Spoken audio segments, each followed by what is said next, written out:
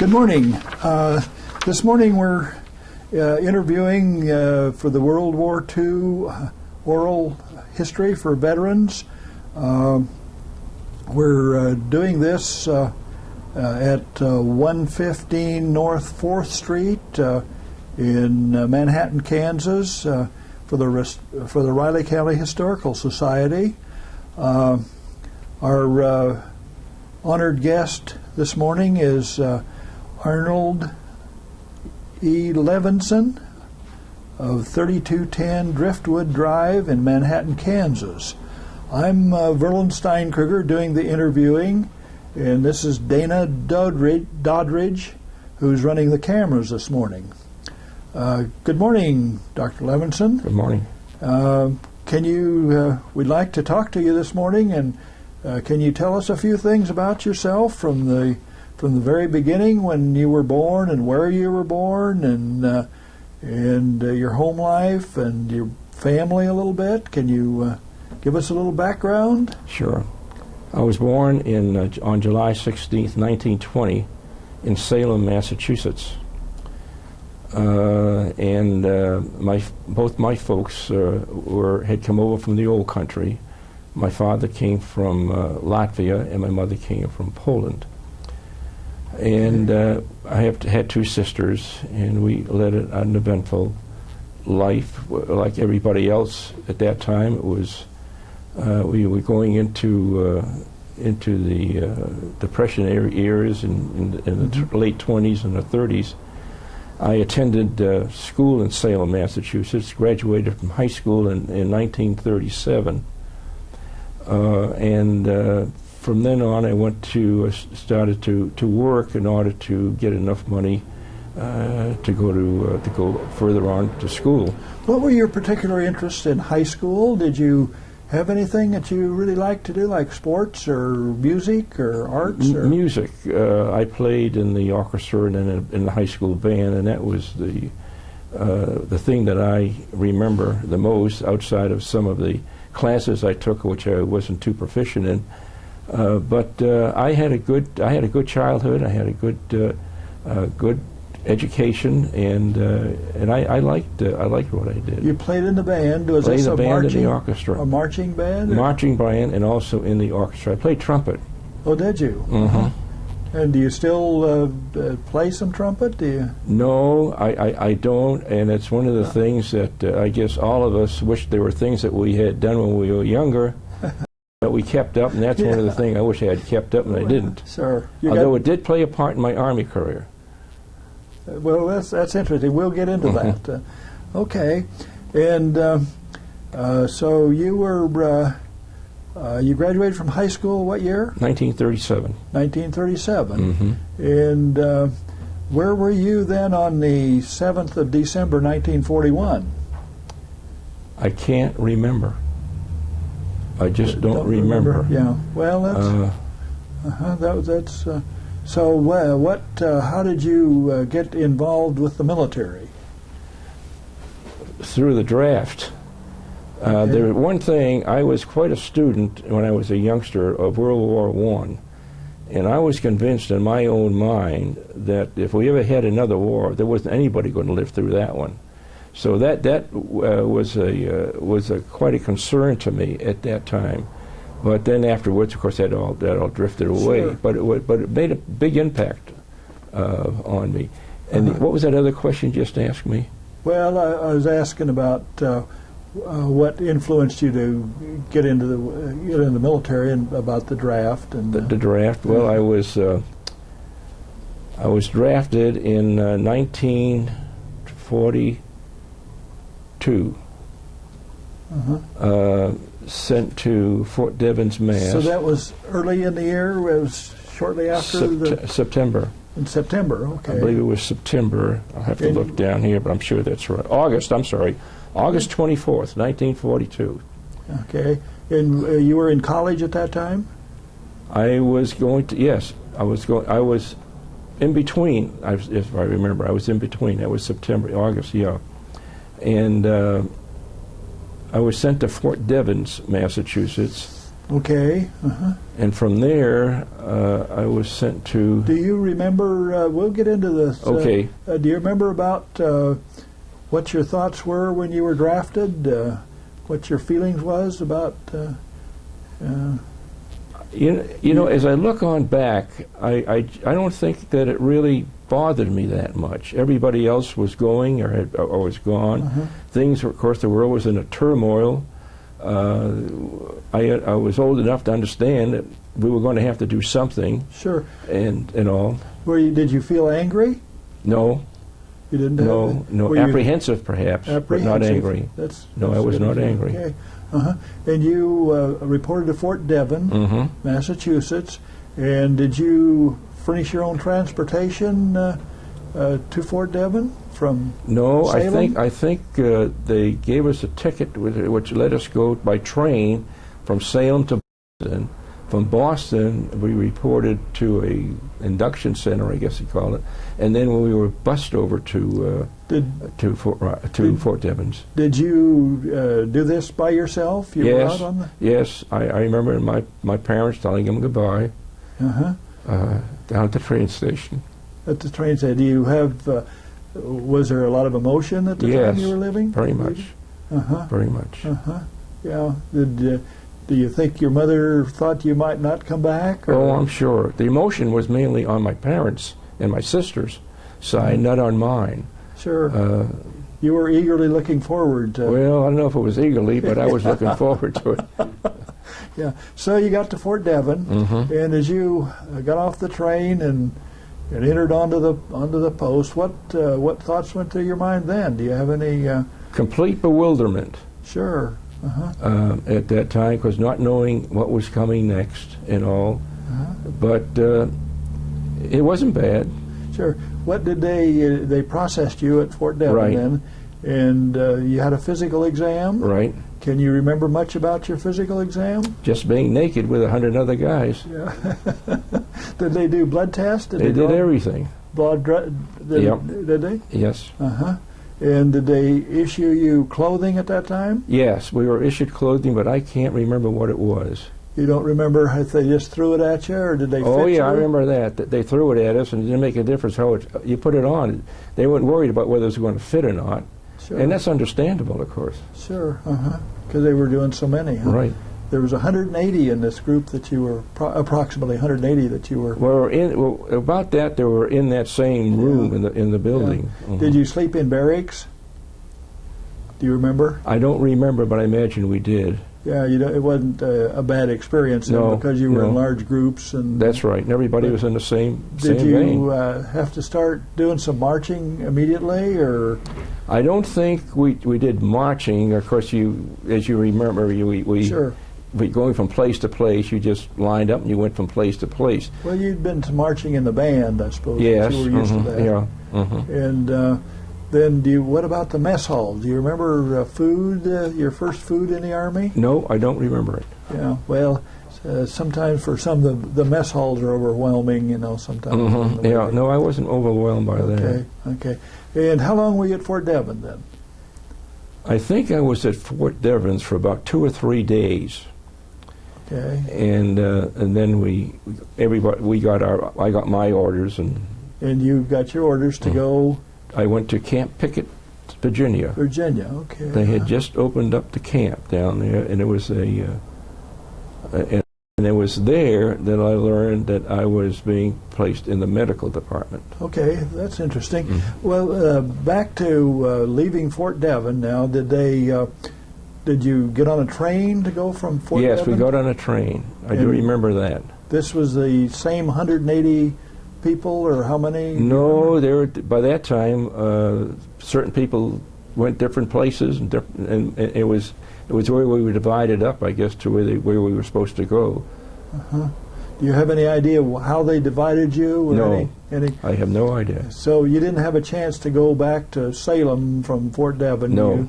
You went directly That's from right. Fort Devon to Camp Pickett? Right. And went on a train. And what about? Tell us a little bit about arriving at Camp Pickett.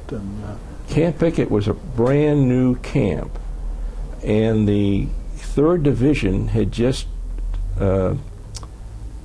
come in there for some maneuvers, and the camp had, all I remember about that camp was deep, wet, red mud. And it was miserable. I mean, once you get your leg in there, you couldn't get it back out. And it was just mud, mud, mud. And when I got down there, that's when we started going through basic training. What kind of barracks were you living in? Were they wooden barracks, or They were similar to what we had out here at Camp Funston. And World War II wooden barracks? World War II wooden barracks, heated with a coal stove in one end. Was there running water in the? Do you remember? I don't remember. Yeah. Okay. And that's where you started your basic training then? Right.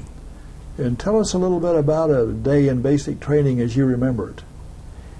Well, I remember. Would they get you up early in the morning? Oh yeah, we got up early in the morning. Had calisthenics, of course, which is, I imagine they still do.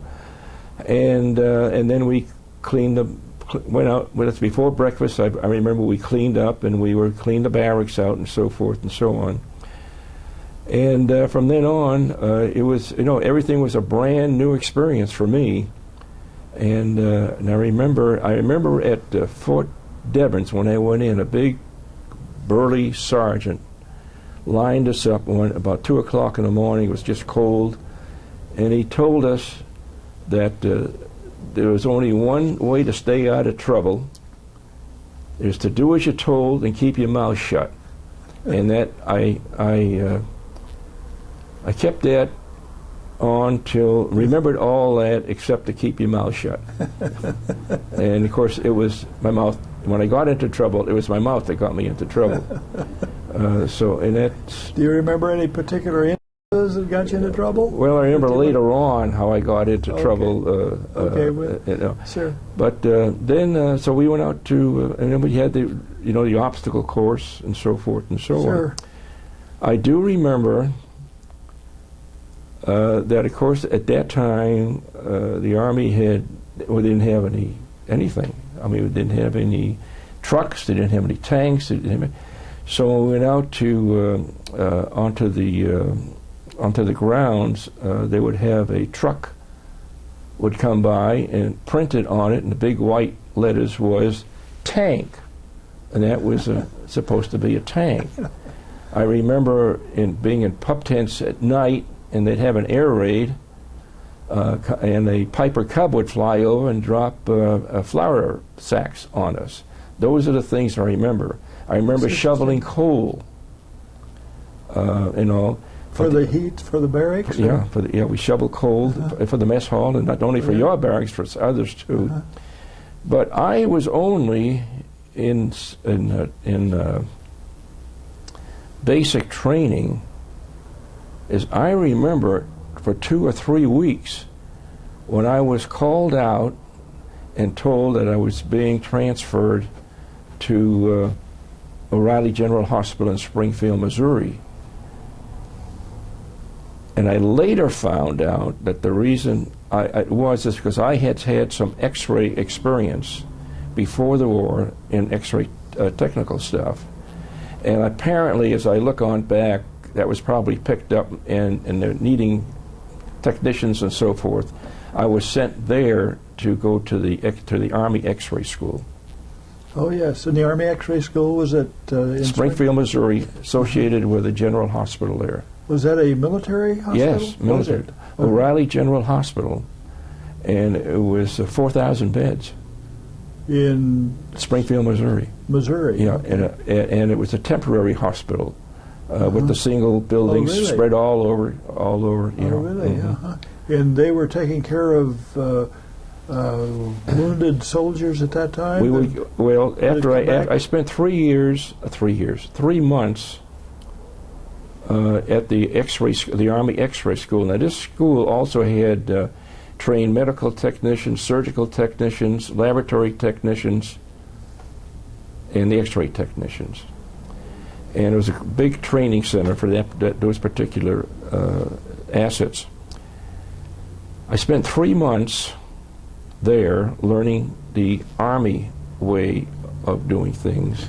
Now, this would have been what year? That would have been in 1942. Yeah, I spent 3 months there. Okay. Can you tell us a little bit about the training and what difference it was between the civilian training you had? The civilian, of course, the army equipment was different than the civilian equipment, and it was more regimented. It was more advanced, and it was very thorough. It was very thorough. You either knew it and did it, or you were gone. And the gone was you would go someplace else, probably overseas, and you were no longer into the technical branch. I was there, and then we also studied, of course, at the hospital. But it was great training. As I look on back, it was just great training. And you knew what you were going to have to do when you got out. Mm-hmm. Mm-hmm. Did you take a lot of X-rays then? Yes, we took. Yeah, we learned the basics, and we learned the Army way of doing it. We learned the Army equipment. Of course, along with that, we were taking Army training and and marching and so forth, and sure. In all. Sure. But very enjoyable. Were you actually treating a lot of soldiers then at that time? At that time, the hospital was filling up, and we would just be, as you go through life, you do this one thing first, and then it all. So we all got on-hands training at the hospital. Mm-hmm. These were soldiers that were coming back from World War. We got casualties from both theaters, the European theater and the Pacific theater. Mm-hmm. Would come in. Would these casualties come in by rail, by train, I suppose? Hospital train. Uh-huh. Hospital train. Do you remember any details about some of the casualties coming in? When I was sent from the school, which was on the same grounds as the hospital, I was transferred. When I graduated from that, I was sent up to the hospital to become part of the hospital cadre. And it was there that I learned more about the hospital trains and so forth and so on. They would come in mostly at night to the train station in Springfield, and then by ambulance they were transferred up to the hospital, and they were taken on stretchers or whatever through the windows, through the doors, whichever way they could get it in and out. And we always knew when the train was coming in, because the hospital became preparing for it coming in. So there was a lot of hustle and bustle going on. It was a tragic time. Mm-hmm. Did you get acquainted or befriend any of the patients that came in, or do you? We were seeing. At that time, of course, I was already on staff or cadre at the hospital. So we were so busy at that time, we only saw them when they became sure. Patients were brought up there, and of course then they were brought in to be x-rayed or whatever had to be done. Sure. And we were so busy, and there were so many patients there, that I can't say that I ever befriended a patient. We just didn't have the time. Sure, that's understandable. Mm-hmm. How long were you there at the hospital in? I was in Springfield. Let's see, 42, 43, 40. About 2 years, 44, I guess, 42 to 40, 44, 45. I can't remember. Mm-hmm. And I worked my way up till I was a T3, and sure. that was equivalent to a staff sergeant on sure. the tech line. And I at that time I was the head of the listed area in the department. Sure. And that's where I really learned, and that was where I became a person. That's interesting. Uh-huh. As a person, do you have any? Would you like to explain this, or elaborate any further on? I think your values change. I'm sorry. I think one's value changes when you're in that kind of an atmosphere, and seeing what is other people are having to go through. Because our hospital was, there was a lot of research being done with plastic surgery, ventrillograms and encephalograms on the skull, myelograms on the spine, and the orthopedic things. I remember it vividly that we made our own equipment. When doing a gallbladder, of course, as you know, you do it in stages and time. Well, you always like to take at least 4 of those on one film, but we had nothing that you could do because you had to block each other off. So we designed our own, and it was I tell everybody, it was a Rube Goldberg affair, but it worked.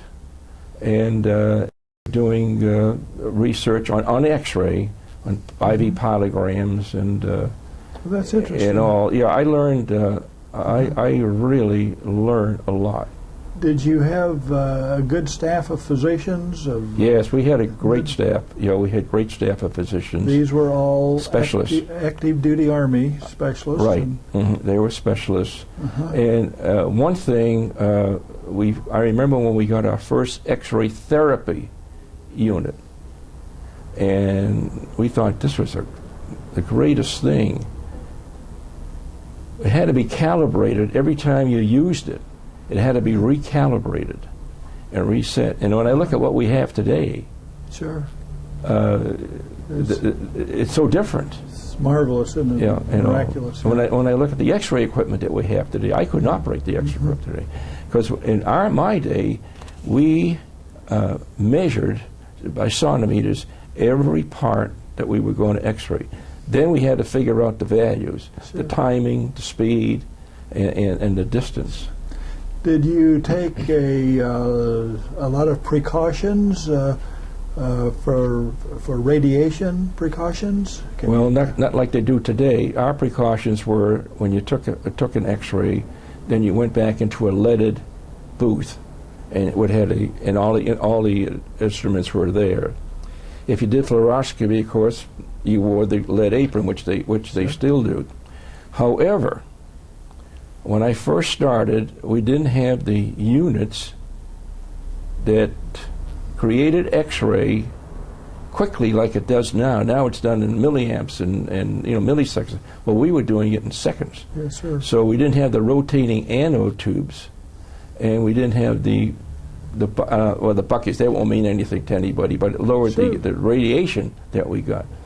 So we carried a dental film with a clip on it on us all the time, and every day it would be developed. I'm sorry, once a week it was developed, and then we'd just tell that way. And then we had the white blood count was taken I can't remember if it was every month or every 3 months.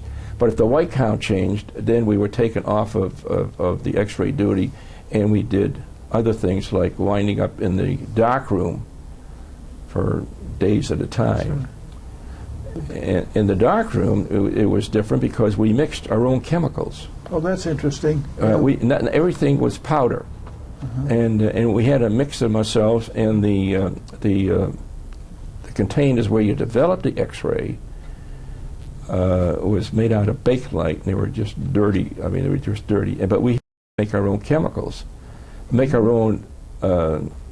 Not the chemicals, but to create it into a liquid form. Yeah, the solutions. The solutions, and we would develop everything by hand. Everything was developed by hand. Now, of course, everything is automatic. And you did this then in the hospital at Springfield for about how many months? How long? Or how many years? I was there. I got there in '42. In '44.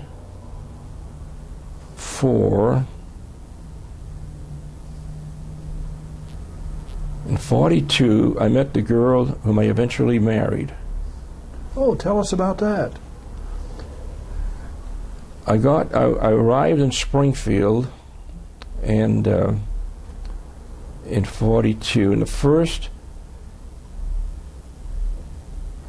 in November, I went, that was the first time we were able to get any leave. I went to a USO dance.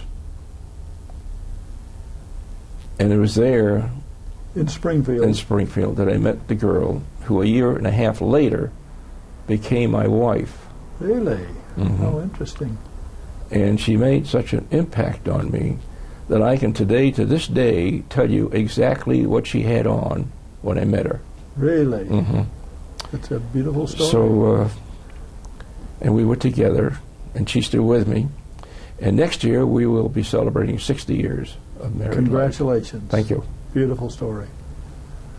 Well, here back to Springfield and your duties. You were there how many months? We kind of got sidetracked a little bit. I arrived at, I was there till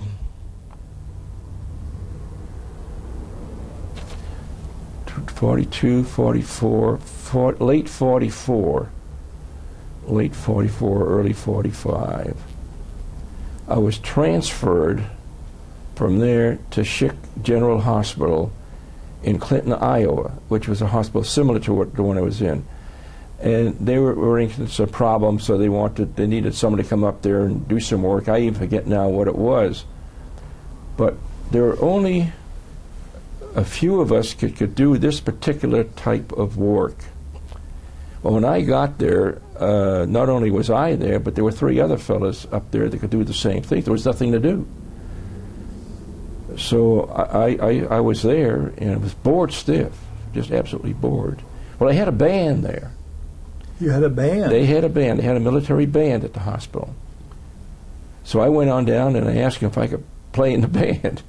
So for a week, I played in the band. You played your trumpet? I played the trumpet. They had a trumpet there, and I played the trumpet in the bag. Beautiful. And then I was, then from there, I was sent out to Jefferson Barracks, and that was, now we're into 1945 and all.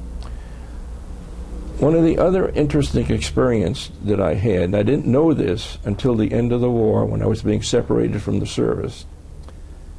I was general service the entire 4 years. I was put on orders at least once a month after a year that I was at Springfield in the hospital. I would be put on orders on Saturday, and Monday I was taken off orders to be shipped,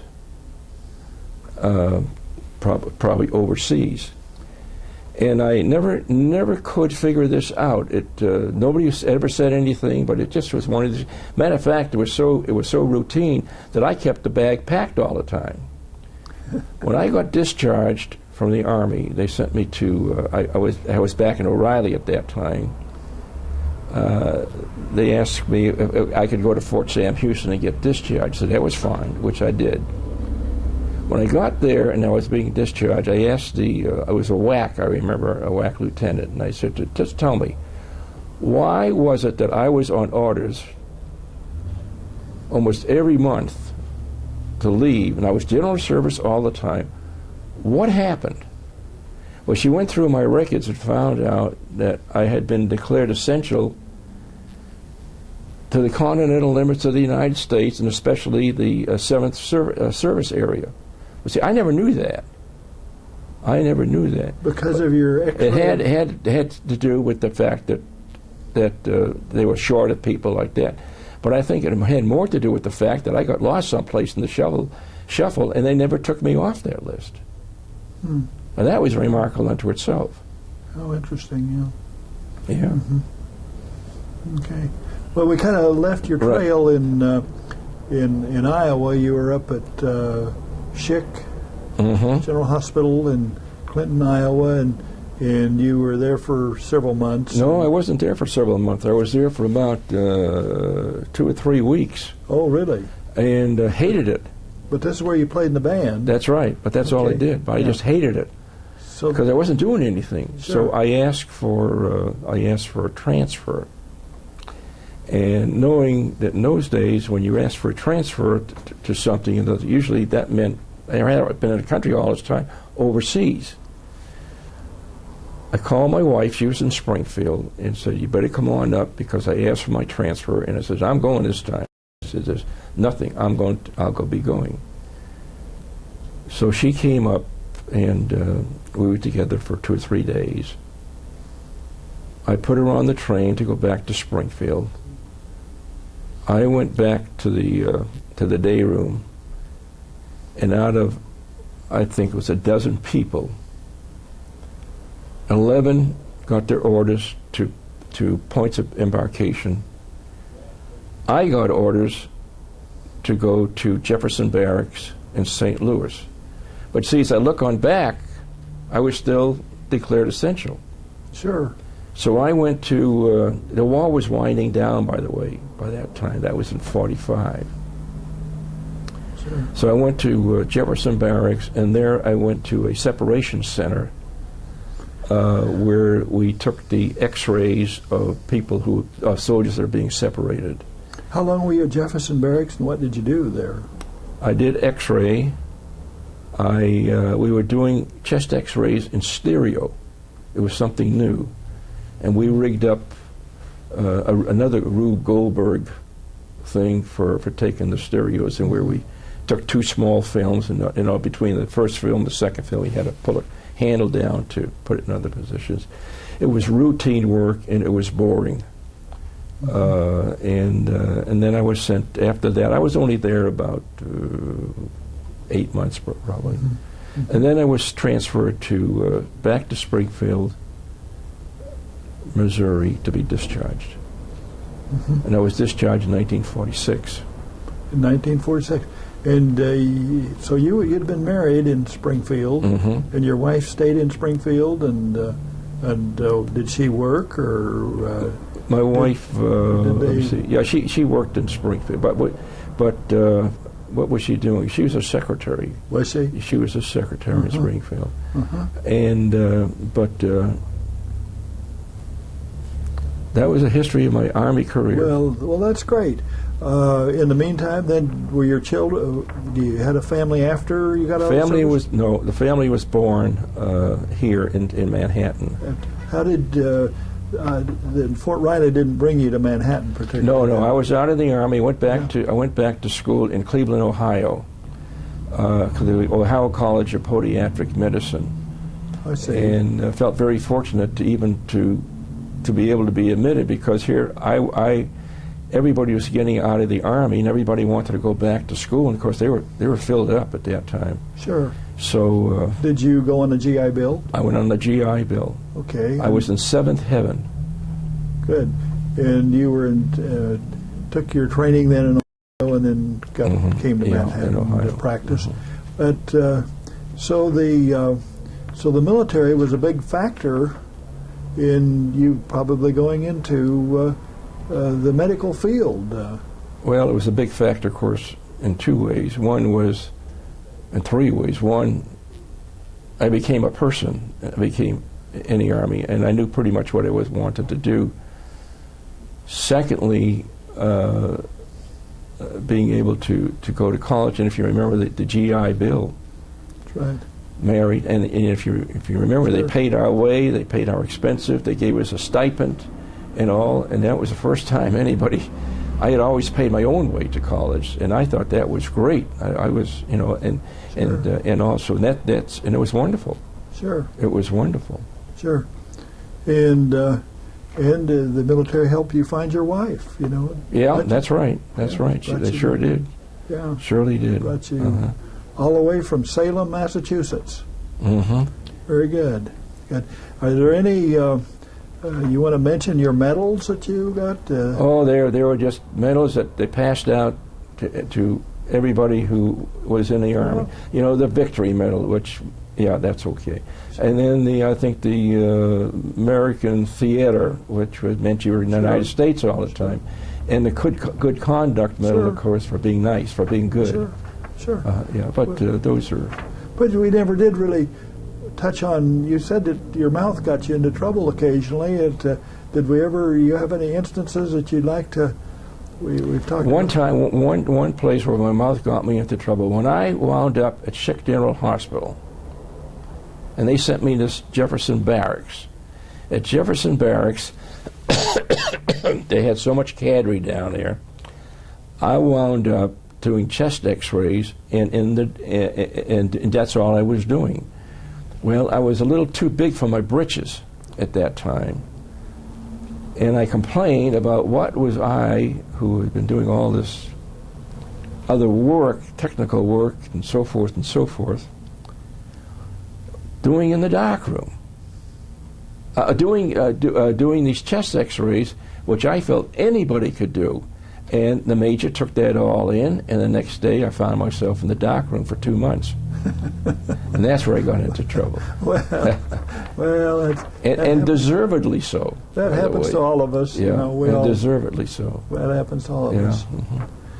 Well, we certainly do thank you for your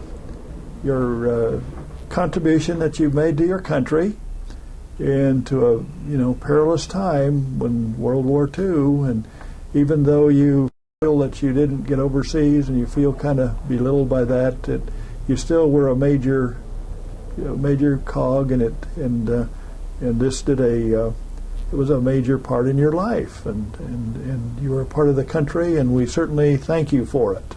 Well, thank you for listening and thinking that I contributed something, because yeah, sure. When I see everything that had gone on, it's sure. Yeah. Well, I did come out a better person, I can tell you that. Well, sure. And as a result, society will be better for it. Yeah. Thank you for this interview. We appreciate it. Yes, sir. Yeah. Thank you very much. That's been good.